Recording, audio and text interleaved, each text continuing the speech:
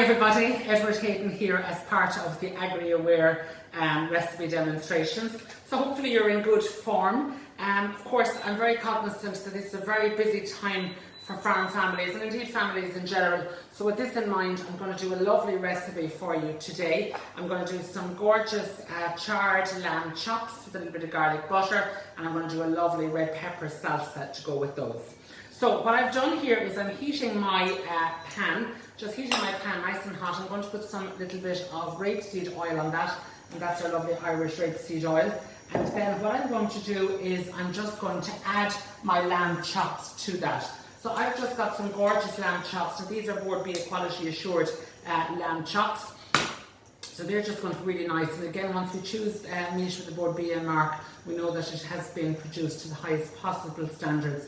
And again, of course, great traceability is available on all of the Board B products. Now, make sure your pan is scalding hot, and that's important, I suppose, to get that heat in it from the outset, okay? So we're going to get that really, really nice and hot, and then we're going to pop the lamb chops onto that. So you can hear that instant sizzle coming off of those chops. Now, once those are on, what I'm going to do is I'm just going to season them on one side and then season on the other. Now, for the purposes of today, I'm going to finish these off in the oven, but you can continue to do them on the pan if you want. And lamb chops of that thickness should be taken maybe about 2 or 3 minutes per side, and then a little bit of resting time as well to have them really, really nice. Now, what I'm going to do with those is I'm going to serve them with a lovely red pepper and chili salsa, and I'm also going to just dress them with a little bit of garlic butter so they're really nice. Now, I'm doing these on a normal pan. You could do them on a Chargrilled pan. The ones I have made in advance, I have them just in a Chargrilled pan, just to show you the difference. Now, what I'm going to do is I'm just going to turn these over. Normally I give it a little bit longer on each side, but just turn them over there nicely. And once we have them turned over, what I'm going to do is I'm just going to put a little bit of salt and pepper on those, just get them nicely sealed off. Okay, some salt and pepper, and then as I said, I have a little bit of garlic butter here. So that's just some garlic, some parsley and some butter, and I'm just going to put in one nice big spoon of that, and I'm going to put in a few cherry tomatoes and maybe some herbs here as well. So I have a little bit of oregano, you could put in some thyme or rosemary, and I'm going to pop those into the oven and allow those to finish off nicely in the oven. Okay? So, in the meanwhile then, what I'm going to do is I'm just going to show you how to do our lovely potatoes and also show you how to do our lovely salsa as well. So I'm just going to have my pan on here to be heating for the salsa, and then I've got some lovely potatoes. So here I've just got some rooster potatoes which I've just cut into wedges. I'm just going to add some Cajun spice to those.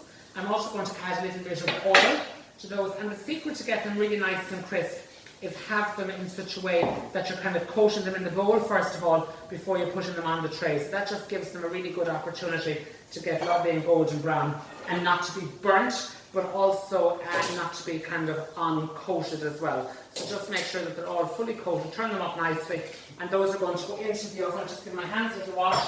They're going to go in there at 180, 350 or gas mark 4, and believe it or not, they'll take about 30 minutes in their entirety to kind of cook those right down nicely. So I'm going to pop those into the oven, okay, just like so. And meanwhile then I'm going to do my salsa, which is really super, super, super quick and simple to do. So I'm going to add a little bit of oil to my pan. Okay, so heat my pan nicely with a little bit of oil.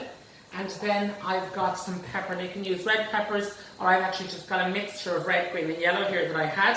Heat that, and I'm just going to pop those onto the pan with a little bit of chili, so a little bit of chopped chili there, and I've also got a little bit of chopped garlic, and those are just going to go onto the pan for about 30 seconds, okay? I don't want them to cook in their entirety, but what I want is I want that kind of hardness to go out of them, and just to get a little bit soft. Okay, so just give those a nice little flip. Meanwhile then, I've got some gorgeous cherry tomatoes, and what I'm going to do with the cherry tomatoes is I'm just going to chop those into little wedges, just like so. So I'll just chop each of those into quarters, and I've got a selection here of the nice coloured tomatoes, and just chop those up, and I'm popping them then into my bowl, and instantly to those I'm going to add the hot cooked peppers. And by adding those lovely peppers once they're cooked to that, that will instantly start to cool the peppers by them going in with the tomatoes. As I said, about 30 seconds, just because they will continue to cook, and that will be sufficient. In there, they're going to go, and then in with the tomatoes, and also then we're going to add in some lovely red onion. So I've got some finely diced red onion. I'm going to pop that in there as well. And to that then I'm just going to add in another few flavourings. So obviously I put in my normal salt and pepper in there. I'm going to put in some lime juice. Now again, you're familiar with lime, okay, to just give the limes a really good roll, okay, on the work surface just before you do those. And I'm just going to cut that up really nicely.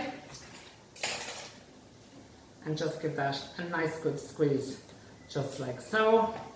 And the second half going in there really nicely as well. Then I'm going to add some oil to that, just some of our rapeseed oil, a couple of tablespoons of the rapeseed oil going in there. And the final thing I'm going to pop into that is I'm going to just add in a little bit of some herbs. So what I've got here is I've got some lovely coriander. So I'm just going to pop a little bit of coriander in there as well. And that coriander has that lovely citrus undertones.